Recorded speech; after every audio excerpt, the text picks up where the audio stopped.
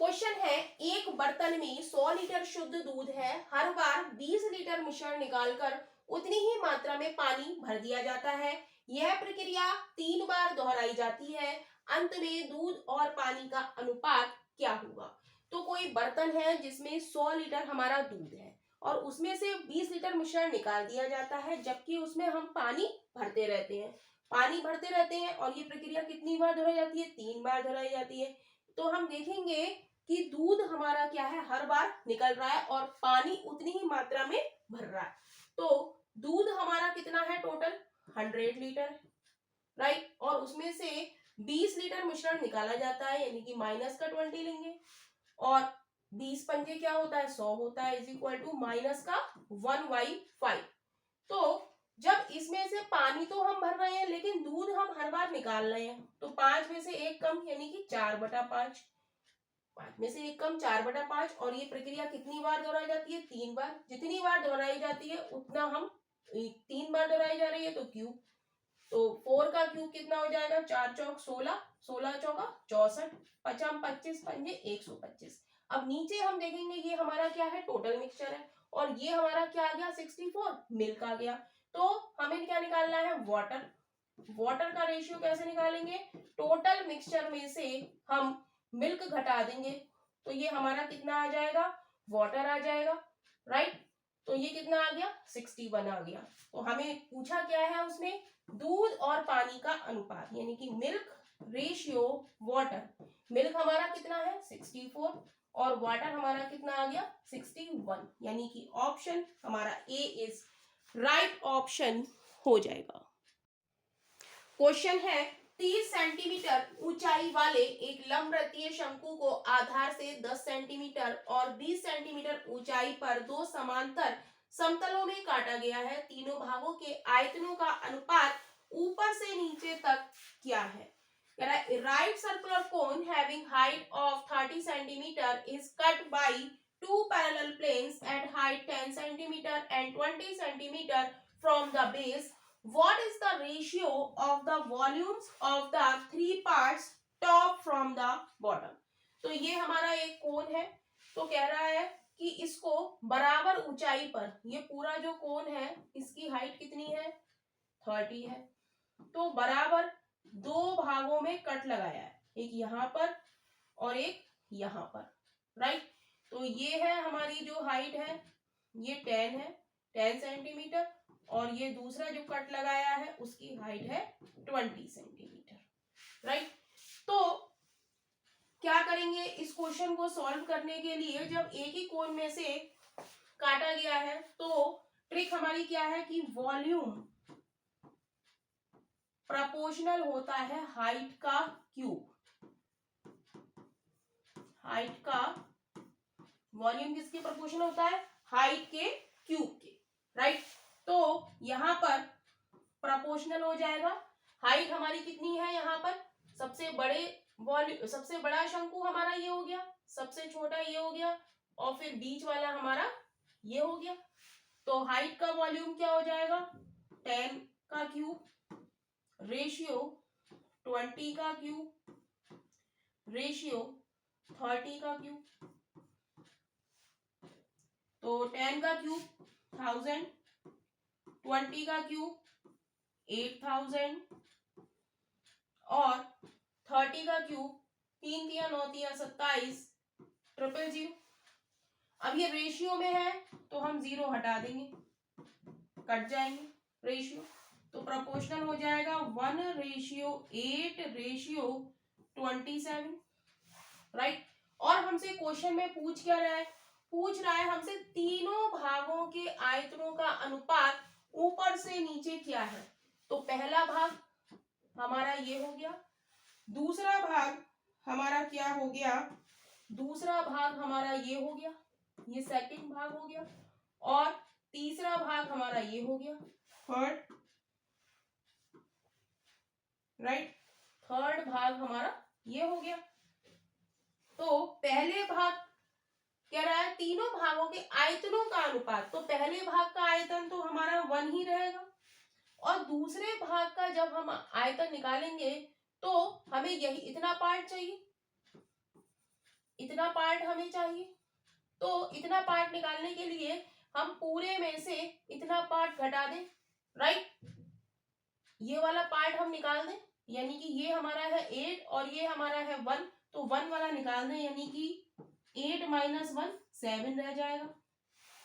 और हमें ये वाला पार्ट निकालना है, तो सेकंड वाले में से जो ये पूरा है हमारा, इसमें से हम ये वाला पार्ट घटा दें, यानी कि 27 माइनस 8 19, तो ये हमारा वॉल्यूम का रेशियो आ जाएगा, यानी कि option B is right option हो जाएगा। क्वेश्चन है, एक गोलाकार पिज्जा है, ये हमारा एक सर्कुलर पिज्जा है जिसकी रेडियस कितनी हमें दी है, जिसकी रेडियस हमें दी है 21 सेंटीमीटर।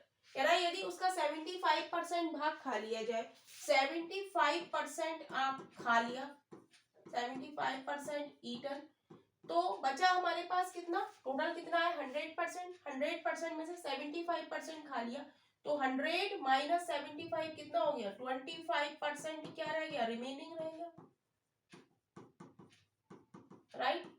तो एरिया क्या हो जाएगा, सिंपल क्वेश्चन है, 25% पाई आर स्क्वायर, कितना एरिया बचा, तो 25 परसेंटेज का साइन हटा के अपॉन में 100, पाई की वैल्यू 22/7, आर की वैल्यू 21 क्रॉस 21, 7 से काटेंगे 7 तिया 21, 25 से काटेंगे 25 चौका 100, 2 से काटेंगे 2 दूनी 4, 2 एकम 2, 2 एकम 2, तो क्या बचेगा 11 क्रॉस 21 क्रॉस 3 अपॉन 2, मल्टीप्लाई करेंगे 11 एकम 11, 11 दूनी 22 और 1 23 क्रॉस 3 अपॉन 2, 3 एकम 3, 3 तिया 9, 3 दूनी 6 बटे 2, 2 से करेंगे 2 तिया 6, 2 चौक 8, 1 बचा 2 छंग 12, पॉइंट लगा के 0 लगाएंगे, 2 पंजे 10, यानी कि क्या आ गया अप्रोक्सीमेटली 346.5 सेंटीमीटर स्क्वायर, यानी कि ऑप्शन हम मैच करेंगे,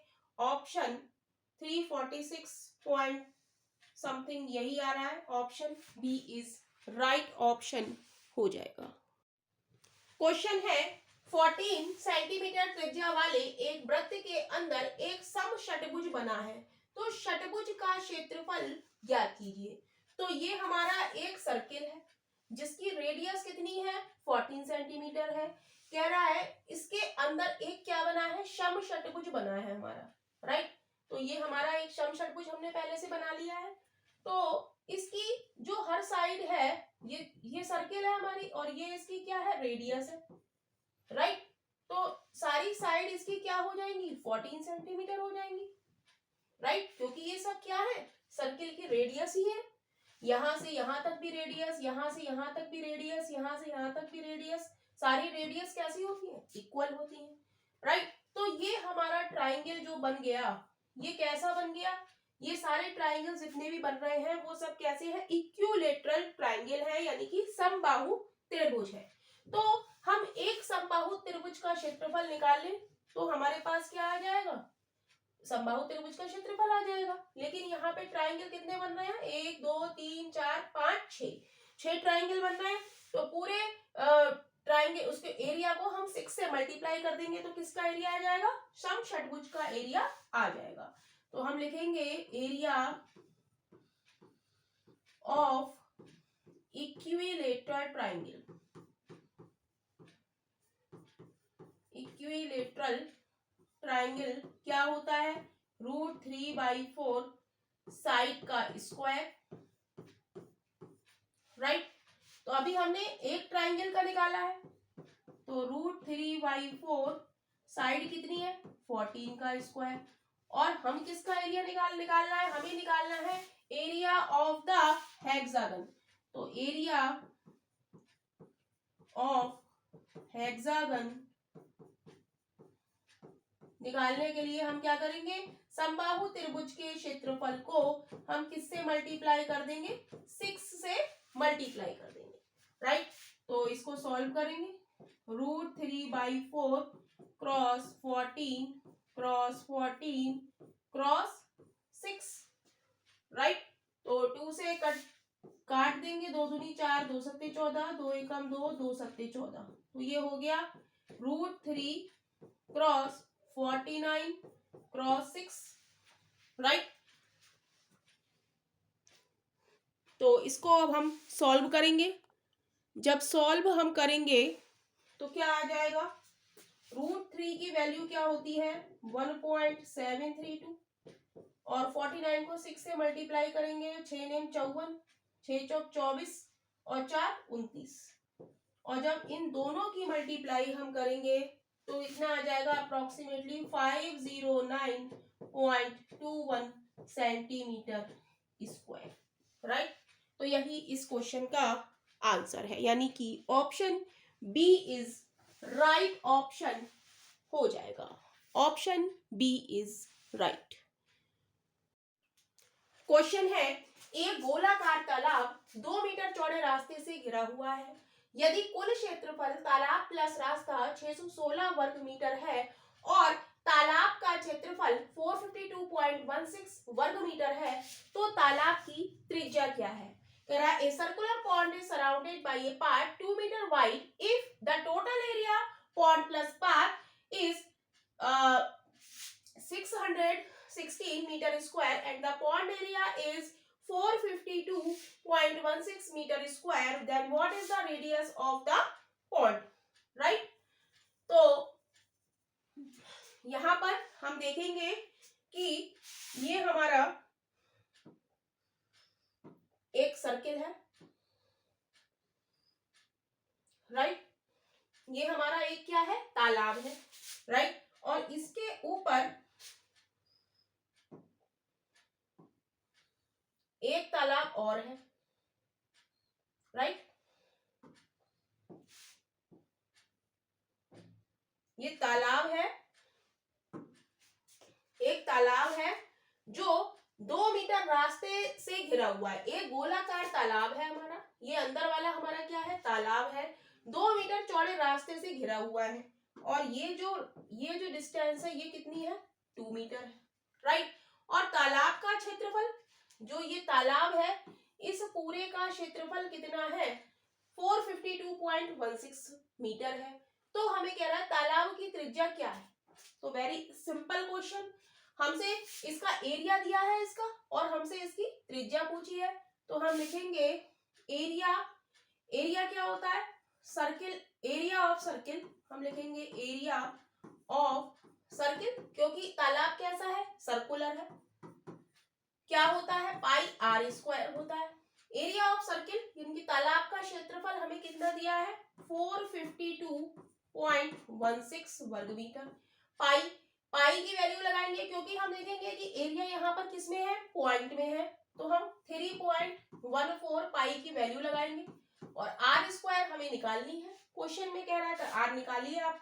तो आर स्क्वायर बराबर क्या हो जाएगा, 452.16 अपॉन 3.14, पॉइंट से पॉइंट कैंसिल हो जाएगा, तो आर स्क्वायर बचेगा अंडर रूट 452.16 अपॉन 314। तो अब हम 452.16 को 314 से डिवाइड करेंगे, तो कितना बार जाएगा, 1 बार जाएगा। 314, 12 में से 4 गया 8, 4 में से 1 गया, यहाँ पे 4 में से 1 गया 3, और 1 1 उतारा, 4 बार जाएगा। 4 चौक 16, 4 एकम 4 और 1 5, 4 तिया 12, 11 में से 6 गया 5, 7 में से 5 गया 2, 1, अब 6 उतारे, तो ये कितनी बार गया, 4 बार, यानी कि हमारा आर स्क्वायर बराबर क्या आ गया, अंडर रूट 144 आ गया। तो आर बराबर हमारा क्या हो जाएगा, आर बराबर हो जाएगा हमारा 12, राइट। यानी कि ऑप्शन हमारा सी इज राइट ऑप्शन हो जाएगा, राइट। तो जो हमें पॉन्ड प्लस पाथ का एरिया जो हमें दिया हुआ है, ये हम क्या कर सकते हैं, इसकी सहायता से हम आंसर अपना चेक कर सकते हैं, इसकी कोई भी आवश्यकता नहीं है, राइट। तो ऑप्शन हमारा सी इज राइट ऑप्शन हो जाएगा। तो ये क्वेश्चन आरआरबी एनटीपीसी 2021 में आया हुआ क्वेश्चन है और ये बहुत ही इंपॉर्टेंट क्वेश्चन है। तो क्वेश्चन है हमारा, एक व्यक्ति 3,000 रुपए में दो वस्तुएं खरीदता है। वह एक वस्तु को 20% लाभ पर, दूसरी को 10% हानि पर बेचता है। दोनों वस्तुओं का कुल विक्रय मूल्य इतने रुपए है, तो दोनों वस्तुओं की क्रय मूल्य का अंतर हमें ज्ञात करना है। तो यहाँ पर हम एलिगेशन मेथड का यूज करेंगे। तो एक वस्तु पर 20% का लाभ हो रहा है, यानी कि प्लस का 20% लेंगे, और दूसरे पर 10% की हानि हो रही है, तो इसको माइनस का 10% लेंगे। राइट। दो वस्तुओं को वो 3,000 रुपए में खरीदता है और 3,120 रुपए में वो बेचता है। तो हमें प्रॉफिट कितना हुआ, प्रॉफिट परसेंटेज हम यहाँ पर निकालेंगे। कितने का हुआ, 3,120 में उसने बेचा और खरीदा कितने का था, 3,000 का। और प्रॉफिट हमारे साथ होता किस पे है, सीपी पे होता है। सीपी कितना है, 3,000 रुपए। परसेंटेज में निकालने के लिए 100 से मल्टीप्लाई, तो कितना बचा, 120 बाई 3,000 क्रॉस 100। 3 जीरो से 3 जीरो कैंसिल हो गए, 3 चौक 12। तो ये क्या आ गया, प्रॉफिट परसेंटेज हमारी कितनी आ गई, 4%। ये क्या आ गया, ओवरऑल प्रॉफिट हमारा 4% का आया। तो इसको हम बीच में लिखेंगे। राइट। और यहाँ पर लगाएंगे एलिगेशन। 4 में से 10 को घटाएंगे तो कितना हो जाएगा, 14 हो जाएगा। और 20 में से 4 को घटाएंगे तो क्या हो जाएगा, 16 हो जाएगा। तो ये इसको कट कर दे, 2 सत्ते 14, 2 अट्ठे 16। तो 7:8 ये क्या आ गया, सीपी का रेशियो आ गया। राइट। तो दो वस्तुएं वो 3,000 रुपए में खरीदता है, यानी कि दोनों की वैल्यू 7 और 8 कितनी हो गई, 15। 15 की वैल्यू कितनी है, 3,000 है। तो वो कह रहा है क्रय मूल्य का अंतर, 7 और 8 की दोनों हमारे क्या है, सीपी है, इनका अंतर क्या है, 1। तो 1 की वैल्यू कितनी हो जाएगी, 3,000 बटे 15। 15 से काटेंगे, 15 दूनी 30, 200, यानी कि कितनी, 200 रुपए। यानी कि ऑप्शन हम लोग देखेंगे, option B is right option हो जाएगा। क्वेश्चन है, 36% सांद्रता वाला मिश्रण प्राप्त करने के लिए 24% सांद्रता वाले कितने लीटर को 72% सांद्रता वाले 18 लीटर दूध में मिलाया जाना चाहिए। How many litre of milk with 24% concentration are to be mixed with 18 litre with 72% concentration to get a mixture with 36% concentration। Right. तो कैसे इस क्वेश्चन को हम लोग सॉल्व करेंगे, तो यहाँ पर हम एलिगेशन मेथड का यूज करेंगे। तो वो कह रहा है कि 24% सांद्रता वाले कितने लीटर वाले दूध को, यानी कि 24% और 72% वाले मिश्रण को मिलाया जाता है, और 36 सांद्रता वाले मिश्रण हमें प्राप्त करना है। इन दोनों को मिलाकर हमें 36% सांद्रता हमें प्राप्त करनी है। तो यहाँ पर एलिगेशन हम लगाएंगे। राइट। तो 72 में से 36 जाएगा तो 36, और 24 में से 36 में से 24 जाएगा तो क्या बचेगा, 12 बचेगा। यानी कि 12 एकम 12, 12 तिया 36, यानी कि कितना रेशियो हो गया, 3:1। अब वो कह रहा है कि 24% सांद्रता वाले कितने लीटर दूध को 72% सांद्रता वाले 18 लीटर दूध में मिलाया जाना चाहिए। तो 72% सांद्रता वाला कितना है, 18 लीटर है, यानी कि एक की वैल्यू कितनी है, 18। एक की वैल्यू कितनी है, 18। तो 3 की वैल्यू कितनी हो जाएगी, 18 क्रॉस 3, 18 तिया 54, यानी कि option B is right option हो जाएगा। वो कह रहा है ना 24% सांद्रता, 24% सांद्रता हमारी किसकी है, 3 लीटर, 3 वाले की। तो 3 की कितनी हो गई, 54, यानी कि ऑप्शन बी हमारा राइट हो जाएगा। क्वेश्चन है, एक लैपटॉप की कीमत में पहले 25% की वृद्धि की जाती है, फिर 20% की कमी की जाती है, बाद में सेल के कारण कीमत में 10% की और कमी की जाती है। तो लैपटॉप की कीमत में कुल शुद्ध प्रतिशत परिवर्तन क्या है। कह रहा है, the price of a laptop is first increased by 25%, then decreased by 20%. Later, due to a sale, the price is further decreased by 10%. What is the net percentage change in the price of the laptop? तो इस तरीके के question में भी हम formula x plus y plus x y upon 100 का use करेंगे, right. तो यहाँ पर हमें दिया है 25% इंक्रीज हो रहा है, यानी कि हम प्लस का साइन लेंगे, और फिर 20% डिक्रीज हो रहा है तो हम माइनस का साइन लेंगे, और फिर क्या हो रहा है, फर्दर डिक्रीज हो रहा है माइनस का 10%। डिक्रीज में माइनस का साइन और इंक्रीज में हम प्लस का साइन लेंगे।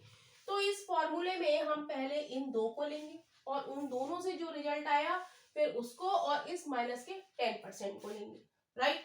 तो सबसे पहले हम लेंगे x हमारा 25 मान लेंगे और y हम मान लेंगे 20, माइनस का 20। तो 25 माइनस 20 प्लस माइनस क्या हो जाएगा, माइनस 25 क्रॉस 20 बाई 100, 20 पंजे 100, पचम 25, तो यहाँ बचा 25 में से 20 गया 5 माइनस 5, यानी कि ये क्या आ गया, 0 आ गया, राइट।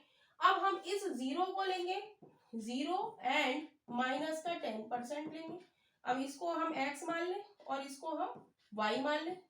तो इस दोनों में हम x plus y plus x y upon 100 का फॉर्मूला लगाएंगे, यानी कि 0 प्लस माइनस 10 और माइनस 10 क्रॉस 0 अपॉन 100।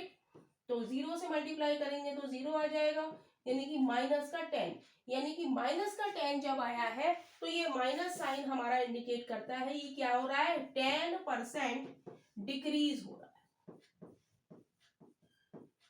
माइनस का साइन हमें बता रहा है कि यहाँ पर क्या है, 10% डिक्रीज हो रहा है, यानी कि ऑप्शन में हम देखेंगे option B is right option हो जाएगा।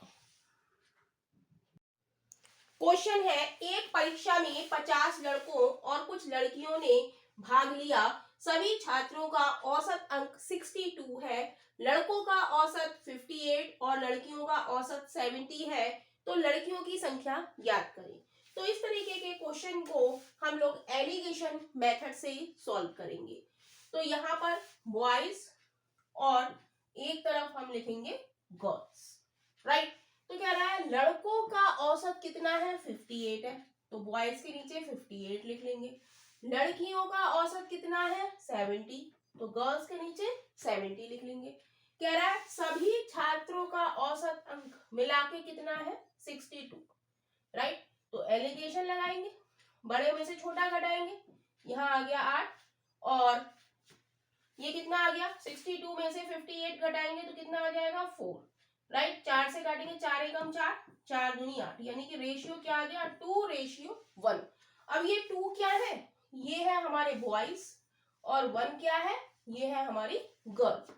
अब क्या रहा है, एक परीक्षा में 50 लड़के और कुछ लड़कियां थी, तो लड़कों की संख्या हमें कितनी दी है, यानी कि इस 2 की वैल्यू हमें कितनी दी है, 50, राइट। तो एक की वैल्यू कितनी हो जाएगी, 50/2 यानी कि 25, और इस एक की वैल्यू हमसे पूछा क्या है, लड़कियों की संख्या, तो इस एक की वैल्यू कितनी हो जाएगी, 25, यानी कि गर्ल्स हमारी कितनी हो जाएंगी यहाँ पर 25, यानी कि ऑप्शन हमारा बी इज राइट ऑप्शन हो जाएगा।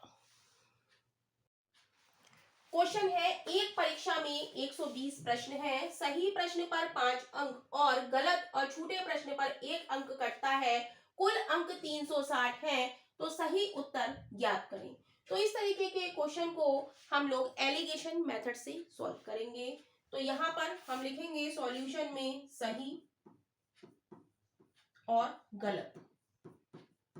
सही जो हम क्वेश्चन करते हैं उस पे हमें कितने मिलते हैं, 5 नंबर मिलते हैं, 5 अंक मिलते हैं, और गलत पर हमारा या छूटा है उस पर हमारा 1 अंक कट जाता है, तो उसको हम किस में लिखेंगे, माइनस में लिखेंगे, राइट।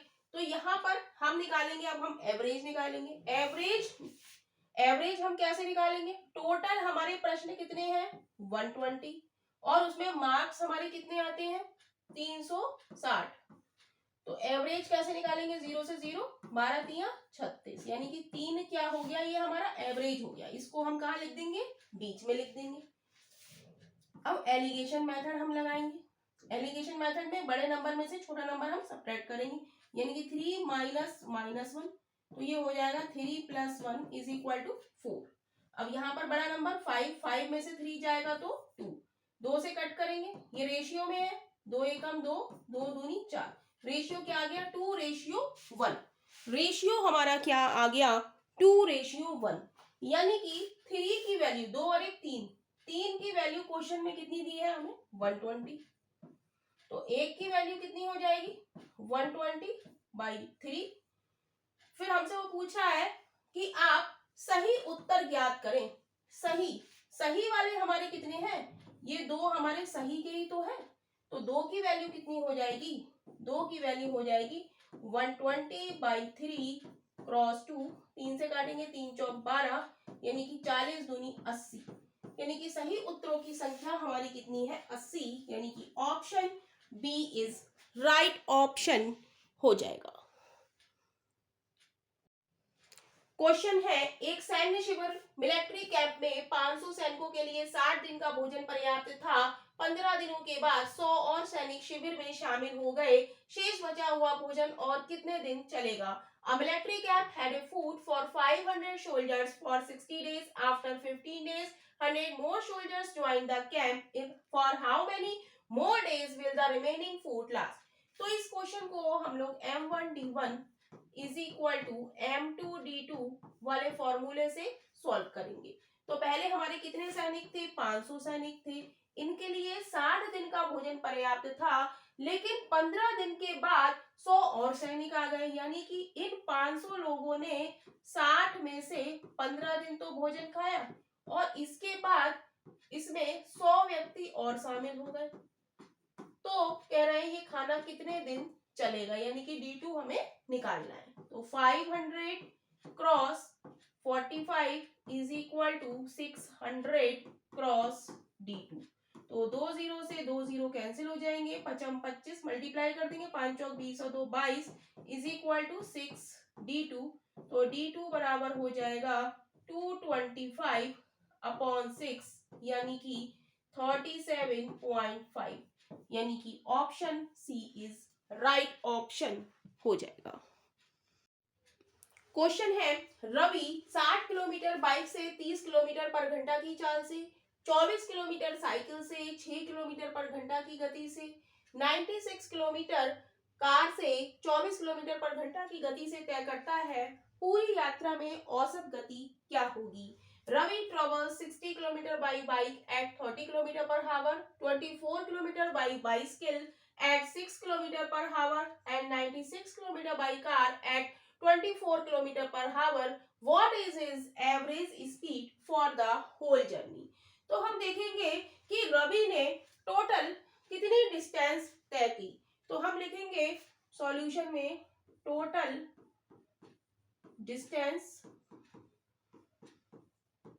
डिस्टेंस हमारी कितनी है 60 kilometre plus 24 kilometre, 60 kilometre 24 kilometre और 96 किलोमीटर, सबको ऐड करेंगे तो ये कितना आ जाएगा, ये आ जाएगा हमारा 6 और 4 10,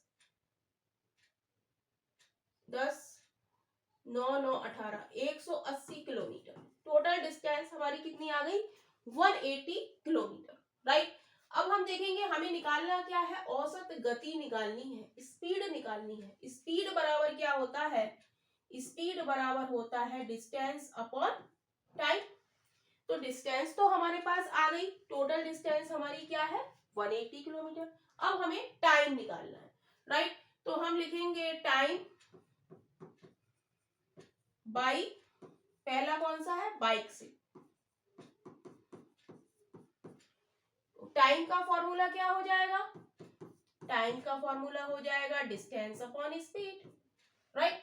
तो कह रहा है कि 60 किलोमीटर बाइक से 30 किलोमीटर पर घंटा की चाल से जाता है, तो बाइक से 60 किलोमीटर, तो डिस्टेंस हमारी कितनी है 60 और स्पीड कितनी है 30, तो ये आ गया 2 आवर। टाइम कितना आ गया बाइक से 2 आवर, टाइम बराबर क्या डिस्टेंस अपॉन टाइम, डिस्टेंस कितनी है 60 किलोमीटर और स्पीड कितनी है 30 किलोमीटर, राइट। अब हम निकालेंगे टाइम बाई, नेक्स्ट क्या है बाइक के बाद हमारी क्या है बाईसाइकिल, 24 किलोमीटर जाता है वो 6 किलोमीटर पर हावर से, 24 किलोमीटर जाता है 6 किलोमीटर पर हावर से, राइट। तो अपॉन 6 यानी कि 4 हावर आ गया, 6 चौक 24, 30 दूनी 60, राइट। अब हम निकालेंगे टाइम बाई, नेक्स्ट क्या चीज है हमारी, time by car, time by car. तो यहाँ पे भी हम फॉर्मूला लगाएंगे डिस्टेंस अपॉन स्पीड। डिस्टेंस हमें दी है 96 किलोमीटर कार से, तो डिस्टेंस की जगह 96 और कितने किलोमीटर पर घंटा की चाल से 24, तो ये हो जाएगा 24 चौका 96 यानी कि 4 हावर। यानी कि टोटल टाइम हम लिखेंगे कि तीनों से कितना लगा, टोटल टाइम इन सबको हम ऐड कर देंगे, 2 हावर प्लस 4 हावर प्लस 4 हावर, तो ये हो जाएगा 4 और 4 8 9 10 10 हावर, राइट। तो हमारे पास टोटल टाइम आ गया और टोटल डिस्टेंस हम पहले ही निकाल चुके हैं 180 किलोमीटर, राइट। तो हमें क्या निकालनी है, एवरेज स्पीड निकालनी है, राइट। तो एवरेज स्पीड का फॉर्मूला क्या है हमारा, डिस्टेंस अपॉन टाइम। डिस्टेंस हमारी कितनी है 180 और टाइम कितना आया 10 हावर, 0 से 0 कट जाएगा, तो डिस्टेंस हमारी कितनी आ जाएगी 18 किलोमीटर, डिस्टेंस नहीं सॉरी स्पीड, किलोमीटर पर हावर, 18 किलोमीटर पर हावर। स्पीड कितनी आ गई, डिस्टेंस अपॉन टाइम, डिस्टेंस हमारी कितनी है 180 और स्पीड टाइम हमारा कितना आया 10, तो स्पीड हमारी कितनी आ गई 18 किलोमीटर पर हावर। ऑप्शन में हम चेक करेंगे, option A is right option हो जाएगा। क्वेश्चन है, एक राशि चक्रवृद्धि ब्याज पर 8 साल में 2 गुना हो जाती है, यह 16 गुना होने में कितना साल लगेगा। A sum become twice in 8 years at compound interest. In how many years will it become 16 times? तो इस क्वेश्चन को हम ट्रिक से करेंगे और वो ट्रिक हमारी क्या है, power trick, power trick. Power trick हमारी क्या है, और ये क्वेश्चन बहुत ही इंपॉर्टेंट है और ये हर बार आता ही आता है इस तरीके का क्वेश्चन। तो हम लिखेंगे कि कोई राशि x गुना होती है यदि t ईयर में, राइट। कोई राशि x गुना होती है t ईयर में, तो x की पावर n गुना होने में उसे कितना समय लगेगा, उसे समय लगेगा t क्रॉस n, राइट। तो ये हमारी ट्रिक है और इसे हमें माइंड में रखना है, राइट। अब वो क्वेश्चन हम पढ़ते हैं। क्वेश्चन कह रहा है एक राशि चक्रवृद्धि ब्याज पे 8 साल में 2 गुनी हो जाती है, कितने गुनी हो जाती है 2 गुनी हो जाती है, तो हम लिखेंगे 2 गुना हो जाती है कितने साल में 8 साल में, राइट। तो वो कह रहा है यह 16 गुना होने में कितना समय लेगी, तो हम लिखेंगे 16 गुना होने में कितना समय लेगी। अब 16 को हम 2 की पावर में लिखेंगे तो क्या लिख सकते हैं, 2 दूनी 4 दूनी 8 दूनी 16 लिख सकते हैं, 2 दूनी 4 दूनी 8 दूनी 16, यानी कि क्या हो गया 2 की पावर 4 को हम क्या लिख सकते हैं 16 लिख सकते हैं, तो इसे हम लिख दें 2 की पावर 4, राइट। तो 2 की पावर 4 गुना या 16 गुना एक ही बात है, तो 16 गुना होने में कितना समय लगेगा 8 क्रॉस 4 यानी कि 32 ईयर, यानी कि ऑप्शन हमारा सी इज राइट ऑप्शन हो जाएगा, option C is right. Question है, 2 उम्मीदवार एक चुनाव में उतरे, उनमें से एक को 60% वोट मिले और वह 1600 वोटों से जीत गया, कुल कितने वोट पड़े। 2 candidates contested in an election, one of them got 60% of the votes and won by 1600 votes. What is the total number of votes polled? तो यहाँ पे क्वेश्चन में कह रहा है कि 2 उम्मीदवार हैं, ये हमारे 2 उम्मीदवार हैं, राइट। इसमें से जो जीत गया उसे कितने मिले 60% वोट मिले, और जो हार गया उसे कितने मिलेंगे। टोटल हम जानते हैं कि टोटल वोट्स हमारे कितने होते हैं, 100% होते हैं, राइट। 100% में से 60% वाला, 60% से हमारा वो जीत गया, तो हारने वाले को कितने मिलेंगे, 100 minus 60 is equal to 40%। Percentage में लगा लो इसको, 100% में से 60% गया तो 40%, यानी कि हारने वाले को कितने मिले, 40% मिले, राइट। तो जीतने वाला कितने परसेंट वोट से जीत गया, इसे मिले 60, इसे मिले 40, तो 60 माइनस 40 इज इक्वल टू 20%। तो 20% की वैल्यू हमें क्वेश्चन में कितनी दी है, कह रहा है वे 1600 वोटों से जीत गया, परसेंटेज में कितने से जीता, 20% में, और नंबर्स में 1600 से, राइट। तो 1% की वैल्यू हम यहाँ पर निकालेंगे, क्या हो जाएगी, 1600 अपॉन 20%। कह रहा है हमसे कुल कितने वोट पड़े, कुल कितने पड़े, यानी कि टोटल वोट कितने होते हैं, 100% होते हैं, तो हमें 100% की वैल्यू यहाँ पर निकालनी है। तो 100% की वैल्यू कितनी हो जाएगी, 1600 अपॉन 20% क्रॉस 100%, परसेंटेज से परसेंटेज कैंसिल, 20 पंजे 100, राइट। मल्टीप्लाई करेंगे तो ये क्या आ जाएगा, 1600 क्रॉस 5 यानी कि 16 पंजे 80, 8000 वोट, यानी कि option B is right option हो जाएगा, option B is right. Question है, if a salary is 30% more than B salary, then why what percentage is B salary less than that of A, correct to 1 decimal places। यदि A का वेतन B के वेतन से 30% अधिक है तो B का वेतन A के वेतन से कितने प्रतिशत कम है, दशमलव के एक अंक तक आपको इसका आंसर निकालना है। तो हम मान लेते हैं कि A और B दो व्यक्ति हैं। कह रहा है कि यदि A का वेतन B के वेतन से 30% अधिक है, यदि एक बी के वेतन को हम 100 मान लें तो ए का वेतन 30% अधिक कितना हो जाएगा, 130 हो जाएगा, राइट। तो कह रहा है बी का वेतन ए के वेतन से कितने प्रतिशत कम है, कितना कम है बी का, 30 कम है, तो 130 माइनस 100 30। तो कह रहा है कितने प्रतिशत कम है, तो प्रतिशत कम हमें निकालना है, कितना कम है, 30, किसमें से निकालेंगे, 130, कितने से कम है, 130 से, परसेंटेज में निकालने के लिए 100 से मल्टीप्लाई कर देंगे, 0 से 0, तो ये हो जाएगा हमारा 300 बाई 13, 13 दूनी 26, डिवाइड कर लेते हैं, 300, 13 दूनी 26, 4 बचा, 10 में से 6 गया, 4 बचा, 13 तिया 39, 1 बचा, पॉइंट लगा के 0 बढ़ाया, 23.1 आएगा, 23 पॉइंट समथिंग, यानी कि 23.1%, यानी कि ऑप्शन हमारा बी इज राइट ऑप्शन हो जाएगा, option B is right. Question है, a solid metallic hemisphere of radius 6.3 centimeter is melted and recast into a right circular cylinder of radius 9 centimeter, what is the height of the cylinder।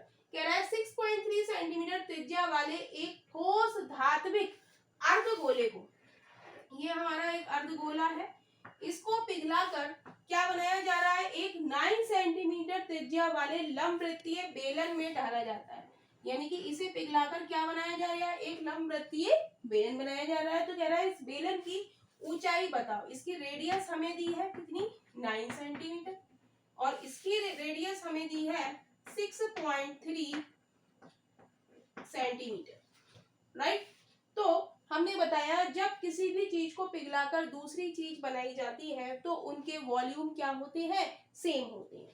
तो गोले का आयतन अर्धगोले का volume या आयतन किसके बराबर हो जाएगा, हमारे बेलन के आयतन के या वॉल्यूम के इक्वल हो जाएगा। तो हम लिख देंगे वॉल्यूम ऑफ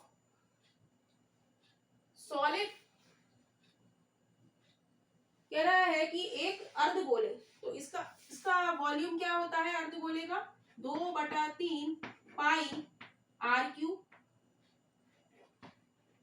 और बेलन का आयतन हमारा कितना होता है, पाई आर स्क्वायर एच। इसको कैपिटल मान लिया हमने, राइट। तो पाई से पाई कट जाएगा। जब एक चीज को पिघलाकर दूसरी चीज बनाई जाती है तो वॉल्यूम क्या होती है, सेम होते हैं। यहाँ पर कैसा गोला है, अर्धगोले को पिघलाकर बेलन बनाया जा रहा है, तो अर्धगोले का आयतन हमारा किसके बराबर हो जाएगा, बेलन के बराबर। तो पाई से पाई कट गया, तो 2/3 और इसकी रेडियस हमें कितनी दी है, 6.3 इंटू 6.3। आर क्यूब है तो 3 बार लिखेंगे, पॉइंट हटा के नीचे 10 लिख लेंगे, इज इक्वल टू इसकी बेलन की रेडियस हमारी कितनी है, 9 सेंटीमीटर, तो आर स्क्वायर, तो 9 क्रॉस 9 क्रॉस एच। तो जो कट रहा है उसको काटेंगे, 3 दूनी 6, 3 एकम 3, 9 से काटेंगे 9 सत्ते 63, 9 से काटेंगे 9 सत्ते 63। तो क्या बचेगा हमारा, 7 7 49 दूनी 98 यानी कि 98 क्रॉस 21 अपॉन क्या बचा, 1000 बचा, is equal to H, right. अब 98 की 21 से हम मल्टीप्लाई करेंगे तो कितना आएगा, 98 की 21 से मल्टीप्लाई करो, 1 अट्ठे 8, 1 ने 9, 2 अट्ठे 16, 2 ने 18 और 1 19, 8 15 हाथ से लगा 1 और 2, 2058। तो 2058 upon 1000 is equal to H. 3 के बाद दशमलव लगा देंगे, ये आ जाएगा 2.058 इज इक्वल टू एच। तो इसको हम लिख क्या सकते हैं, इसको हम 2.1 भी अप्रोक्सीमेटली लिख सकते हैं, और ये किसमें है, सेंटीमीटर।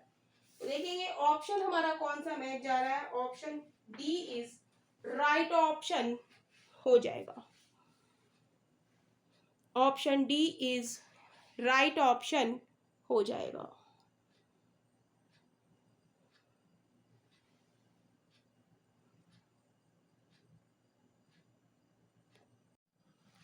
क्वेश्चन है, एक रेलगाड़ी 45 किलोमीटर पर घंटा की गति से चल रही है। 4/5 किलोमीटर दूरी तय करने में उसे कितने सेकंड लगेंगे। A train is traveling at the rate of 45 km per hour. How many seconds it will take to cover a distance of 4/5 kilometre, right. तो ये डिस्टेंस हमें यहाँ पर डिस्टेंस दी है, राइट। डिस्टेंस हमें दी है 4/5 किलोमीटर, और हमें क्या दिया है, स्पीड दी है। स्पीड हमें दी है 45 किलोमीटर पर हावर, राइट। तो इस तरीके के क्वेश्चन में हमें क्या निकालना है, टाइम हमें निकालना है। तो हमें फॉर्मूला याद रखना होगा कि डिस्टेंस अपॉन टाइम क्या होता है हमारा, स्पीड होता है, या राइट। तो हमें निकालना है टाइम, तो इसको हम ऐसे भी लिख सकते हैं, distance upon speed is equal to time, right. तो डिस्टेंस हमें क्वेश्चन में दी है क्या, 4/5, और स्पीड हमें दी है कितनी, 45। तो डिवाइड करेंगे तो क्या आ जाएगा, यहाँ 45। तो ये किस में आ जाएगी, ये हमारी जो स्पीड है वो क्या है, किलोमीटर पर घंटा में। तो ये हमारी किस में आ गई, हावर में। लेकिन हमसे वो समय पूछ रहा है क्या, सेकेंड में, राइट। तो हम जानते हैं 1 हावर क्या होता है, 60 मिनट, राइट। अब इसे हमें सेकेंड में बदलना है, तो लिख देंगे हम 60 इंटू 1 मिनट, राइट। तो 60 1 मिनट क्या होता है, 1 मिनट हमारा होता है 60 सेकंड, 60 क्रॉस 60, तो ये हमारा किस में आ गया, सेकंड में। 1 हावर को हम कन्वर्ट करेंगे सेकंड में, तो ये कितना हो जाएगा, 3600 सेकंड, राइट। तो अब जब हम इसे सेकंड में चेंज करेंगे तो हम क्या लिख देंगे इसे 4y5 क्रॉस 45 और हावर को सेकंड में चेंज करेंगे तो किससे मल्टीप्लाई कर देंगे 3600 राइट। अब इसको हम काटेंगे तो किससे कटेगा, या ऐसे लिख लें 60 क्रॉस 60 राइट। तो आसानी रहेगी काटने में। 15 तिया 45, 15 चौका 60 राइट। 3 से काटेंगे 3 दूनी 6, 0 5 से काटेंगे 5 चौक 20। क्या बचा, हमारे पास बचा 4 क्रॉस 4 क्रॉस 4 यानी कि 4 चौक 16 चौका 64 सेकेंड 64 सेकेंड, यानी कि ऑप्शन हमारा बी इज राइट ऑप्शन हो जाएगा।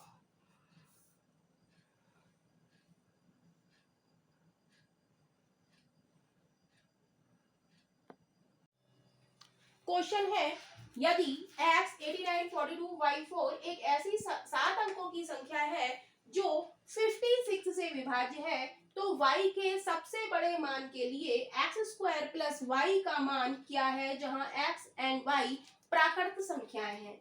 If x 8942 y4 is a 7-digit number which is divisible by 56, then what is the value of x² plus y for the largest value of y where x and y are natural number। तो हमें number दिया है इस question में x 89 42 और y और 4 right. तो ये कह रहा है कि ये 56 से विभाज्य है, लेकिन 56 से डिविजिबिलिटी का रूल तो हमें पता ही नहीं है। तो हम क्या करेंगे कि 56 को हम ऐसे दो नंबरों में तोड़ेंगे कि उनका एचसीएफ क्या हो, 1 हो। तो 8 7 56 राइट। तो इनका एचसीएफ क्या आएगा, इसमें कुछ भी कॉमन नहीं है, एचसीएफ इसका क्या है 1 है। तो राइट, तो इसमें हम एक बार डिविजिबिलिटी रूल हम लगाएंगे 8 और एक बार लगाएंगे हम 7 राइट। तो 8 से डिविजिबिलिटी का रूल क्या होता है कि लास्ट की 3 डिजिट, 8 से डिविजिबिलिटी का रूल क्या है, लास्ट 3 डिजिट डिविजिबल बाय 8 हो। अब लास्ट में हम यहाँ पर हमारी 3 डिजिट में क्या है, y है, 2y और 4। हमें पता नहीं कि y की जगह क्या संख्या हो कि 8 से ये डिविजिबल हो जाए। तो सबसे बड़ा नंबर हम 294 रख लें। क्या हम देखेंगे क्या ये 8 से डिविजिबल है, 8 तिया 24, 5 बचा, नहीं ये डिविजिबल नहीं है। अब y की जगह हम 8 रखेंगे, y की जगह हम 8 रखें तो हम 8 से डिवाइड करें, 8 तिया 24, 4 44, ये भी डिविजिबल नहीं है। 7 रखें 294, 7 से डिवाइड करें 294 नहीं 274, 274। y की जगह हमने क्या रखा 7, पहले 9 रखा फिर 8 रखा फिर 7 रखा, तो 8 तिया 24, 3 बचे 4 हुआ, ये भी 8 से डिविजिबल नहीं है। अब हम रखेंगे 6, 264, 8 तिया 24, 2 बचा, 8 तिया 24। यस, 8 से डिविजिबल करने पर हमारा पूरा पूरा डिविजिबल हो रहा है। जब हमने क्या रखा, y की वैल्यू हमने क्या रख दी 6 रख दी राइट। और वो क्वेश्चन में कह रहा है कि y के सबसे बड़े मान के लिए y हमारा क्या होना चाहिए, बड़ा होना चाहिए राइट। तो y हमारा क्या हो गया, यहाँ पर 6 हो गया। तो ये तो हमारा हो गया 8 से डिविजिबिलिटी का रूल। 8 से डिविजिबिलिटी का रूल क्या है कि लास्ट की 3 डिजिट हमारी 8 से डिविजिबल होनी चाहिए। अब हमारा आया, हमें क्या निकालना है, 7 से डिविजिबिलिटी का रूल निकालना है। 7 से डिविजिबिलिटी का रूल क्या होता है कि हमें 3 पेयर बनाने हैं, लास्ट से 3 पेयर हम बनाएंगे। यहाँ पर सिंगल है तो इसके आगे हम 2 0 बनाने, तो ये भी क्या हो गया 3 डिजिट नंबर हो गया। और 7 से डिविजिबिलिटी का रूल क्या है कि अल्टरनेट सम करेंगे हम। तो अल्टरनेट क्या हो गया, यहाँ पर y की जगह 6 हो गया, 264 प्लस x, और इसके साथ नहीं है तो इसको हम लिख लेंगे 894। तो यहाँ से हम x की वैल्यू निकालेंगे, इनका क्या करेंगे, डिफरेंस कर देंगे। तो x बराबर क्या हो जाएगा, 294 माइनस 264। तो क्या आ जाएगा, 4 में से 4 गया 0 और 9 में से 6 गया 3, यानी कि 30, राइट। 30 हमारे पास ये आ गया। तो क्या ये 7 से डिविजिबल है, 7 से डिविजिबल है, तो इसको हम किससे करेंगे, ये 894 है, तो यहाँ पर क्या बचेगा, यहाँ पर क्या था 894 माइनस का 264, तो सब्ट्रैक्ट करेंगे, 4 में से 4 गया 0, 9 में से 6 गया 3, 8 में से 6 गया, 8 में से 2 गया 6, यानी कि x बराबर क्या आ गया, 630 आ गया, राइट। 630 ये आ गया। तो ये तो 7 से डिविजिबल है, लेकिन 630 माइनस x अपॉन 7 हम करेंगे, राइट।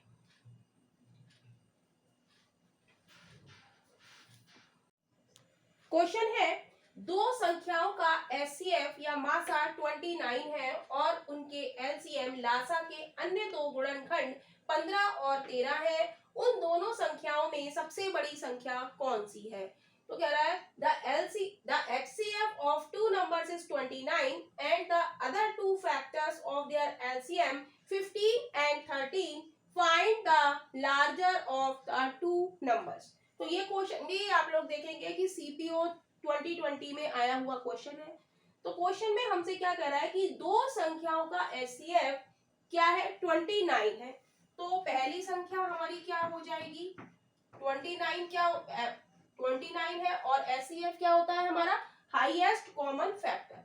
तो फर्स्ट संख्या को हम मान ले 29A और सेकंड संख्या को हम क्या मानेंगे, 29B मान लेंगे, राइट। कह रहा है तो इसका एलसीएम क्या हो जाएगा, एलसीएम हमारा क्या हो जाएगा, कॉमन लोएस्ट कॉमन फैक्टर, इसमें कॉमन क्या है 29 और ए और बी, ये क्या हो जाएगा हमारा एलसीएम हो जाएगा। अब वो क्वेश्चन में कह रहा है कि एलसीएम के अन्य दो गुणनखंड 15 और 13 है, यानी कि एक या तो ए 15 होगा तो बी हमारा क्या होगा 13 होगा, राइट। तो कह रहा है उन दोनों संख्याओं में बड़ी संख्या कौन सी है। तो हमने लिखा है n1 क्या है 29 है, तो a को हमने क्या माना है 15, a बराबर हमने क्या माना है 15 और b बराबर क्या माना है 13, राइट। तो a और b की वैल्यू हम यहाँ पर रख देंगे। तो 29 क्रॉस 15 करेंगे तो हमारी बड़ी संख्या आएगी और n2 is equal to 29 cross 13 हम करेंगे तो हमारी कौन सी आएगी, छोटी संख्या आएगी, राइट। तो हमसे पूछा है उसने बड़ी संख्या, तो बड़ी को 15 से हम करेंगे मल्टीप्लाई तो हमारी बड़ी संख्या आ जाएगी। मल्टीप्लाई करेंगे 135, 15 नंबर 135, 15 दूनी 30 और 10 40 और 3 43, यानी कि बड़ी संख्या हमारी कौन सी हो गई, यहाँ लिख देंगे बड़ी संख्या हमारी हो जाएगी क्या 435। और छोटी संख्या हमसे पूछता तो इसको मल्टीप्लाई हम करेंगे, तो मल्टीप्लाई कर लेते हैं 29 13 3 निम 27 3 दूनी 6 7 8 1 निम्मा 9 1 दूनी 2 7 8 और 8 16 और 1 17 377। छोटी संख्या पूछता तो 377 और बड़ी संख्या हमसे पूछी है तो वो क्या है 435, यानी कि ऑप्शन हमारा ए इज राइट ऑप्शन हो जाएगा।